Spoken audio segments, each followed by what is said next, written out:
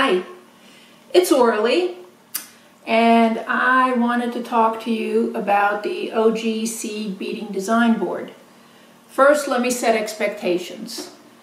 I'm not very good at doing videos, so you'll have to bear with me as I stutter.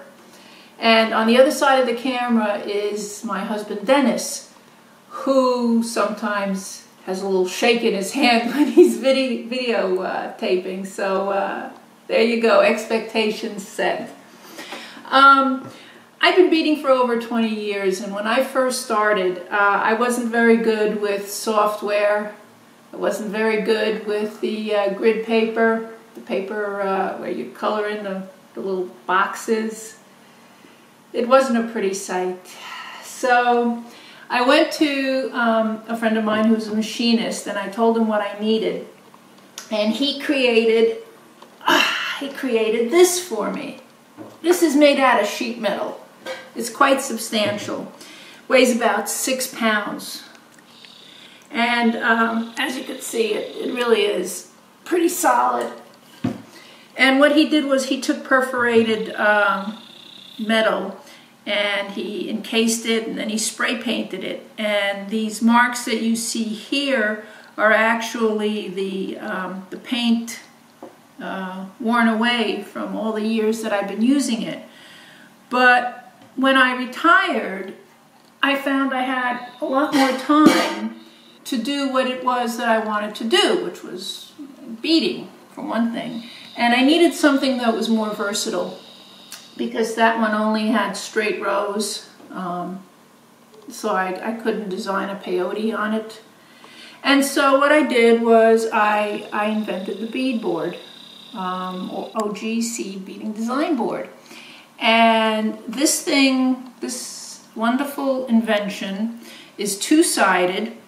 On each side there are two different sized dimples, one for larger beads, one for smaller beads. Each side has these bead wells so that you can put your beads in there, and as you're designing, you just grab them from there. So this side is staggered. You could make designs for brick, peyote, and maybe some other stuff that doesn't come to mind. And this side, again, larger and smaller beads, and they're straight rows, so you can make designs for ladder, herringbone, square, and more. So that's, oh, by the way, this weighs a lot less than 6 pounds. This actually weighs 13 ounces, and it's very durable. So, quickly, or maybe not quickly, I don't know, I wanted to show you some of the things that I've made on the board. These two are particularly important, so please take notice. This is my interpretation of a koi. And what I did was I made the design on the board, and on the board each fish took up the same amount of real estate, whether it was the size 11s or whether it was the size 15s. It still took up the same amount of real estate. But what happens is the smaller the bead is, the tighter it, well, not the tighter, but the smaller the output. So even though this fish and this fish took up the same amount of territory on the board, when strung, the smaller bead comes out smaller. So I heartily recommend that you string a few rows with the beads that you intend to use, so you get an idea of what the size will be of the output. This started as a hat band, a band for a hat.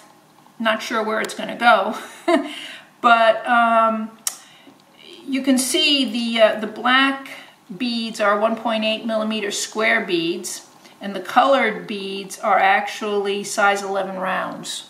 So the board allows you to place different sized beads. So there's some versatility there. Speaking of versatility, I want to skip over to this one. This is By the way, this one was loomed. This one is loomed as well, so I did them both on the straight side. But speaking of versatility, when I made this, I knew I wanted to put something in the middle, so I actually left a space as I was designing the board, and then I inserted the larger beads in there. So that speaks to the versatility of the board. These are size 11 beads, and I strung them off loom. These are square stitch. And by the way, OGees seed beading design board is made in the USA. What else? This one I did on the peyote side, and the design really made me crazy for a while.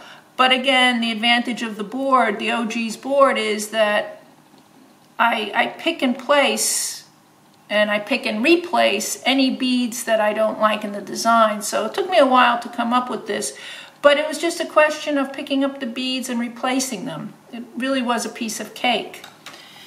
This size 8, and this was loomed. So, having shown you this, I want to show you the tweezers that we'll be offering. We have some variants in the tweezers, and personally I use all kinds of tweezers depending on the size of the beads.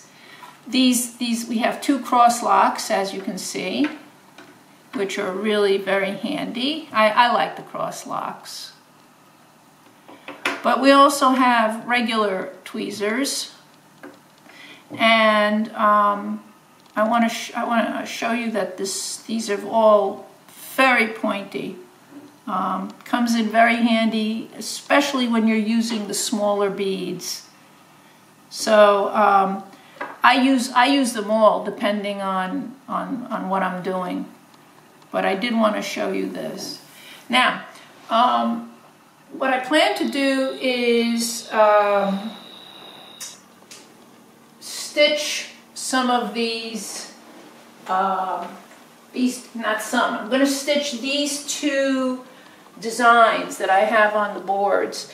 This is, you can see, on the peyote side, and this is on the straight edge, straight row side.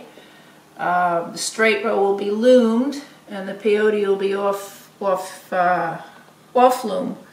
But I wanted to show it to you because I've been asked to show how easy it is to transfer from the board to string. And what we'll do is we'll take a momentary break. It'll be momentary for you, and we'll come back and fast motion the stringing of these 2 so you could see how easy peasy it is. So having said that, you hold on for 1 second, and for me it'll be a little longer, but I'll be right back. Thank you.